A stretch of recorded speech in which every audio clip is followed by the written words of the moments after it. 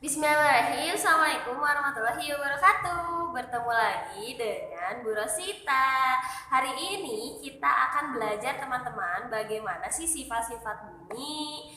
Nah, sebelum itu masih ingat kemarin-kemarin kita belajar nih mengenai indera pendengaran. Dari mulai bagian-bagian telinga, ada telinga bagian luar, telinga bagian tengah, dan telinga bagian dalam. Kemudian juga kita belajar nih tentang fungsi-fungsi telinga. Salah satunya adalah daun telinga. Fungsinya itu untuk mengumpulkan dan menyalurkan bunyi ke saluran telinga. Ada juga nih teman-teman cara kerjanya, dari mulai bunyi itu ditangkap, kemudian disalurkan, lalu berubah menjadi getaran di gendang telinga, diubah lagi menjadi impuls dan disalurkan ke otak. Wah, Masya Allah ya. Kita juga belajar nih cara merawatnya, yaitu dengan selalu membersihkan jika terjadi seperti dengung.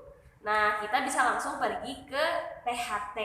Nah, wah, luar biasa ya teman-teman. Sekarang kita akan belajar mengenai sifat-sifat bunyi. Ada sifat apa saja ya? Nah, ternyata teman-teman, bunyi memiliki beberapa sifat. Satu, bunyi memerlukan medium untuk merambat seperti benda padat, benda gas, atau benda cair. Seperti yang waktu itu kita praktikkan teman-teman, menggunakan aqua gelas, kemudian disalurkan dengan tali benang wol ya. Ada lagi juga yang menggunakan air di dalam ember kemudian diketuk dengan batu dan percobaan lainnya. Kemudian ternyata teman-teman, bunyi juga memiliki sifat yang lainnya, yaitu bunyi dapat mengalami pemantulan, bunyi dapat mengalami pembiasan, bunyi dapat mengalami pelenturan, dan bunyi dapat mengalami perpaduan. Akan belajar mengenai pemantulan dan penyerapan bunyi.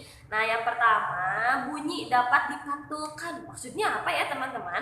Pemantulan bunyi terjadi karena gelombang bunyi menabrak bidang pantul. Kemudian gelombang bunyi tersebut dipantulkan oleh bidang pantul tersebut. Nah, teman-teman pernah melempar bola ke dinding, kemudian bola itu akan memantul lagi kepada kita. Nah, ternyata bunyi juga demikian. Bunyi juga bisa memantul jika dalam perambatannya dihalangi oleh benda-benda yang sifatnya keras seperti kayu, kaca, dinding, atau besi. Sifat bunyi yang kedua itu adalah bunyi dapat diserap. Benda-benda yang dapat menyerap bunyi adalah benda yang permukaannya lunak. Benda yang demikian disebut peredam bunyi. Misalnya kertas, karpet, kain, busa, wol, dan lain sebagainya. Benda-benda tersebut dapat digunakan untuk mencegah terjadinya gaung atau keredam. Nah, kemudian ada macam-macam bunyi pantul. Yang pertama adalah gaung atau kerdam. Nah, merupakan bunyi yang dipantulkan oleh dinding yang jaraknya tidak jauh dari sumber bunyi, yang sebagian datangnya bersamaan dengan bunyi asli sehingga bunyi asli menjadi tidak jelas.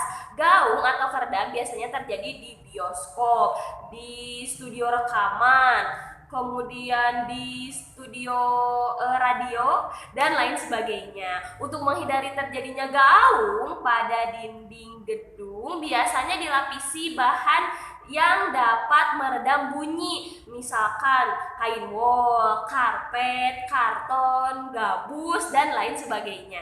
Selanjutnya ada gemak. Teman-teman pernah pergi ke gunung, kemudian teman-teman berteriak sekeras-kerasnya, suara kita seperti terdengar jauh ya.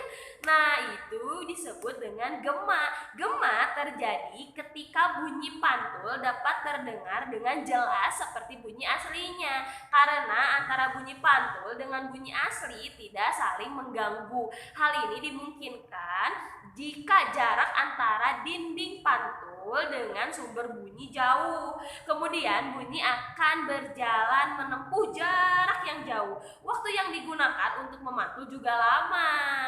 Ketika bunyi asli sudah selesai diucapkan, bunyi pantul mungkin masih dalam perjalanan. Bunyi pantul akan terdengar jelas setelah bunyi asli.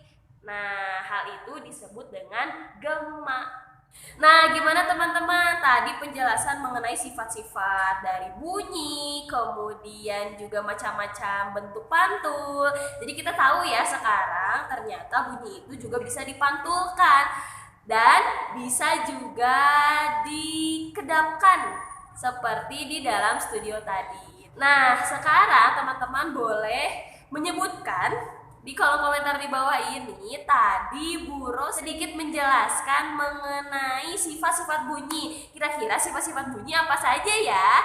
Dan macam-macamnya. Jangan lupa tuliskan juga nama lengkap, kelas, dan jawaban teman-teman. Terima kasih ya. Assalamualaikum warahmatullahi wabarakatuh. Semangat menebar manfaat.